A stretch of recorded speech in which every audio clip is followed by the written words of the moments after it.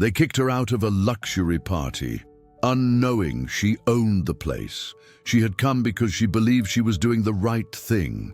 The sky was overcast, and the Montenegro mansion looked even grander than the last time. The same place she'd spent years sneaking in the back door, carrying groceries, medicine, and sometimes her boss himself in her arms.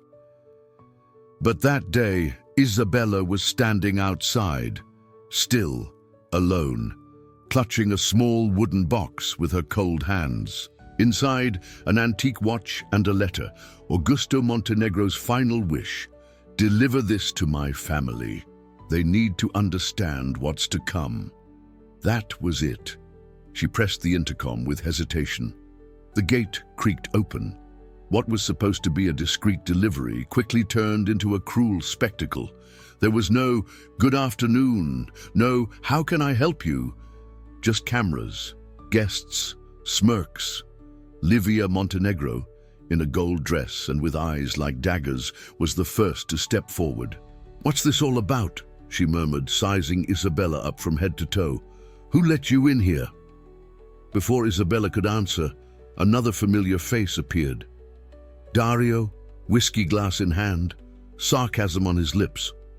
"Got a resume?" The kitchen could use someone to scrub the floors. She tried to speak, mentioned Augusto, the letter, the watch, but nobody was listening. They shoved her. The box tumbled. The watch shattered on the marble floor. The letter, damp from the drizzle, fluttered open at the feet of the rightful heir, and no one bothered to read it. Muffled laughter, cell phones recording. A guard escorted her back to the gate like she was an intruder. The same gate she'd slipped out of quietly the day Augusto drew his last breath. Isabella didn't argue. She didn't scream. She didn't beg. She simply looked around one last time and walked away. What nobody knew was that she hadn't brought the original letter. That one was locked away in a safe, left by Augusto with clear instructions to open it after his death. Inside the real envelope, there was more than words. There was a will. 2 days later, in a quiet downtown office, the heirs gathered for the official reading. Livia crossed and uncrossed her legs, impatient. Dario fiddled with his phone. The lawyer adjusted his glasses and read calmly in front of witnesses, "I declare, in full possession of my faculties, that I bequeath all my assets, bank accounts, properties, stocks, and physical belongings to the only person who stayed by my side until the end, Isabella Mura." Silence hit like a sledgehammer. Livia's champagne glass slipped and shattered. Dario leapt to his feet, furious. His voice thundered across the room. "Are you kidding me?" But the document was legitimate, notarized, signed, video recorded on the same day, unassailable. Outside, Isabella waited, unaware her name had just become headline news. In that moment, she stopped being a caregiver and became the target of a war that had only just begun. In the days that followed, her name was everywhere. Front-page headlines, footage of her humiliation at the mansion was replayed over and over, cropped, enlarged, distorted. They showed her collapsed, filthy, the letter at her feet. Nobody mentioned the letter was a fake, or that she hadn't even opened her mouth. Inside the Montenegro household, Livia and Dario were in full-blown panic, but in public they feigned outrage. They lined up for interviews. Dario shed tears on camera, claiming Augusto had treated his aunt like a daughter. Livia read excerpts from a diary, fabricated, where the old man supposedly feared being deceived. They spun a new, more palatable version of events, and the country bought it. Meanwhile, Isabella fought to keep her sanity. She lost her temp job at the clinic, dismissed out of an abundance of caution. She got threats at her apartment door. Strangers yelled, "Thief!" from passing cars. Her bank account was frozen at the family's lawyer's request, citing pending litigation. She couldn't access even the funds left for her immediate expenses. Not even the apartment she lived in was officially hers. It was still under Augusto's name, tied up in probate. She took to sleeping on a friend's couch, but journalists found her there too, One night, a car idled in front of the building and someone tossed a rock with a note attached. "You won't get out alive with that money." The very next day, her old apartment, empty but still legally hers, caught fire. News outlets blamed a short circuit, but she knew better. It was a warning. Yet she ended up the suspect. 2 weeks later, officers showed up at her friend's house with an arrest warrant in hand. Charges: identity fraud, grand theft, elder manipulation. She offered no resistance, not because she was guilty, but because she was exhausted. At the station, she sat in silence. One officer watched her with contempt. Another muttered under his breath, "These caregivers will do anything for a will." She heard it all, didn't cry, didn't defend herself. But she kept something tucked in the inner pocket of her blouse. The original letter, stamped, signed, with clear instructions, and a handwritten note from Augusto. "If it comes to this, give it to Miguel Duarte. He'll know what to do." Isabella read those words one more time, and for the first time in weeks, she realized she wasn't alone. The police station was cold, the floor rough, time slow. Isabella had been there for hours. No lawyer had shown up, no phone calls were allowed. It was as if the world had agreed she deserved to be there. But then, early in the afternoon, the door to the interrogation room swung open, and a name she hadn't heard in years was spoken: Miguel Duarte, defense attorney. Silence fell. The officer hesitated. The weight of that name still carried authority, even after years away from the spotlight. Miguel walked in calmly, dark suit, steady gaze, no rush. He offered his hand to Isabella and said simply, "He wrote to me. I came to do my part." It was true. Inside the original letter, Augusto had left specific instructions. If things got out of hand, Miguel was to be contacted. A name Augusto trusted, one the family loathed. Miguel had been Montenegro's corporate lawyer for nearly 2 decades, until he resigned over ethical differences. He'd never spoken publicly about the split. But now he was back to settle the score. Over the next few hours, he pored over every document Isabella still had. He took notes, reread passages of the letter. Then he looked at her and asked, "Are you sure you want to fight for this?" Isabella paused. She'd lost her job, her home, her freedom, but she still carried one last tie to Augusto: the truth. "It's not about the money," she answered. "It's about him, about what they did to him." Miguel nodded. "Then we start right now." In the weeks that followed, Miguel reopened neglected case files, dug through old archives, ordered expert reports, interviewed former mansion staff, and he rediscovered someone nobody had mentioned in years: Lucas Montenegro, Livia and Dario's cousin. The brightest of the three, the first one cut out of the family after he blew the whistle on corporate wrongdoing. Lucas had vanished, headed to the countryside and never using the Montenegro name again. But Augusto kept writing to him. Letters, accounts, warnings, and a final request: safeguard certain information for when Isabella needed it. Miguel tracked Lucas to a remote ranch. It took time to persuade him to come back, but eventually Lucas agreed. "I'll only return if it's to take them all down at once." He brought no promises, he brought proof. In his coat pocket, Lucas carried an old USB drive. On it were things nobody had seen yet: videos from the mansion, recorded conversations, confessions, and one uncut statement: Augusto Montenegro on camera saying, "They don't love me, they want me dead, but Isabella saved me every day. She will inherit what I built, even if the world won't accept it." The battle that seemed lost was about to turn. The files were intact. Lucas had hidden them on an old, password-protected hard drive off the grid.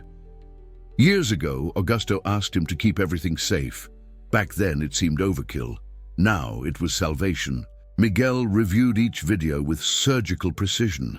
They weren't just routine recordings, they were a weary old man's silent confessions. Footage shot in the office, the garden, the bedroom. Alone, Augusto speaking to the camera in a weak but steady voice.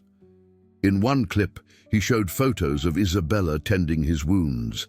In another, he read a note she'd left. 8 a.m., don't forget, please. And then the line that sealed it all. These small gestures mean more than all the hugs my nephews never gave me. But the most devastating video was different. It had date and time stamped, with Augusto's face front and center. They will try to erase it all, claim I was manipulated, but I am of sound mind, and I know who deserves everything I have. Isabella is not just my caregiver, she is my family and my heir. Armed with this material, Miguel moved swiftly. He summoned the press, submitted the videos to forensic experts, registered the evidence with a notary. The next day, the scandal broke wide open. For the first time, the public saw the other side. Elderly man recorded he'd leave everything to his caregiver. Augusto Montenegro exposed his own nephews before he died. Family may have forged evidence to frame legitimate heir. The internet reacted as it does to raw injustice. Old clips of Isabella's expulsion resurfaced, but now in a new light. People saw her eyes, her dignity, her silence, and they began to ask, what if she was right all along? Meanwhile, Isabella remained in custody, sleeping on a thin mat in a crowded cell. She didn't complain, didn't ask for anything, but she kept the letter folded under her pillow. There she met Donna Julia, a 63-year-old inmate, a former cook, and by chance, a former Montenegro employee. I recognized you, she said one night. You always smiled at me. From then on, Isabella had protection. Julia looked after her as if she were family, and she was. She knew who Livia and Dario really were, and what they did to Augusto. She provided a sworn statement, testified how they plotted to sell the mansion while Augusto was still alive, how they mocked his dementia, how they called Isabella the sentimental maid.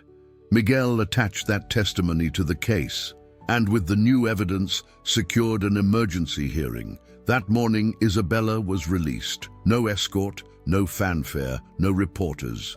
Only Miguel waiting at the station door, holding an envelope and saying, "Ready to reclaim your name?" On the way out, a reporter hurried over asking if she had a statement. She stopped, looked straight into the camera and said, "You filmed me when I was humiliated. Now film me standing." Then she kept walking. The woman they'd called an imposter was now seen in a different light, but the guilty were still free, and justice was only beginning. The courtroom was packed, cameras lined the exterior, reporters perched on the stairs. A heavy silence filled the air. In the front row sat Livia and Dario, impeccable, calculating. Behind them, Miguel. Beside him, Isabella, unassuming, eyes fixed on the floor. She wore no makeup, no jewelry, no designer clothes. Just the same posture she'd always held, steady, quiet, unbroken. The judge entered. The doors closed, and for the first time, the entire country began to hear the whole truth. Miguel went straight to the point. He didn't dramatize. He didn't finger point. He simply presented the facts. First, the videos, recordings of Augusto's trembling voice declaring that Isabella was his sole heir. Then, the testimony of former staff. On video, Donna Julia recounted everything she'd seen in that house. They treated the old man like a burden, and Isabella like trash. One by one, the family's arguments unraveled. The diary passages Livia had presented, examined by forensic experts, proved forged. The witnesses who'd accused Isabella were discredited. One even took the stand and confessed, "They offered me money, told me she was going to ruin the family name. I took it. I regret it." Midway through the session, Dario exploded. He called it a circus, tried to storm out, even threatened the judge, earning himself a stern warning. For the first time, his arrogance felt like fear. Then came the final document. Miguel handed over a handwritten letter, notarized and dated just days before Augusto's death. The judge read it aloud. "My mind may falter, but my conscience is clear. If I retain any sanity, know this: Isabella Mura is my heir, because she saw me when no one else would." Silence fell. Livia bowed her head. Dario sank back as though he'd heard it all before. The judge paused, looked at Isabella, and pronounced the verdict. This court recognizes Augusto Montenegro's will as valid and declares Isabella Mura his sole legal heir. As for defendants Livia and Dario Montenegro, you will be charged with document fraud, perjury, obstruction of justice, and complicity in arson. There was no applause. The audience simply stood, silent. Isabella remained seated for a few seconds longer. She didn't cry. She didn't thank anyone. She slipped the letter back into her purse, stood, and walked out with calm, measured steps. On the sidewalk, reporters waited. One shouted, "What do you plan to do now with all of this?" She paused, glanced toward the distant Montenegro mansion, and replied, "Return truth to the place where it was buried." Her name had been attacked, erased, trampled. Now it was restored, and the world finally saw who she'd always been. The next morning, the mansion was empty. No guards, no guests, no cameras. For the first time in years, the Montenegro house was silent. Isabella entered alone. The gate creaked open on iron hinges. Each footstep on the marble floor echoed like a memory. Here, she'd been expelled, humiliated, filmed, and discarded. Here, she'd served tea, told silly jokes to Augusto, changed bandages, and soothed pains no one else noticed. She walked slowly down the corridors, not to claim ownership, but to say goodbye to the past. She entered the bedroom where he'd slept. The curtains were drawn. The wall clock still stopped at the day he passed. She sat in the chair where he used to nap, pulled the original envelope from her bag, and read the letter again, word by word. At the end, just one handwritten line remained.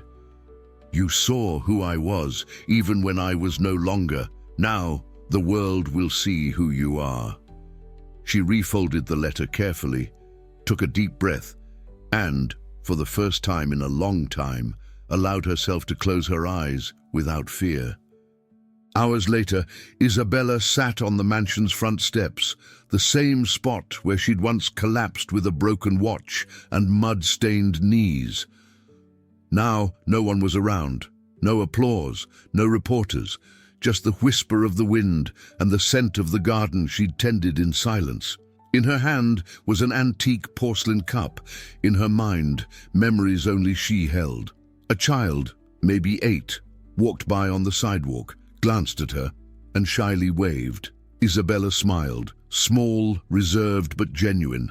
If you've ever felt invisible or had to prove who you are when no one believed you, type "I understand" in the comments. That's enough. And if this story truly moved you, leave a like and subscribe.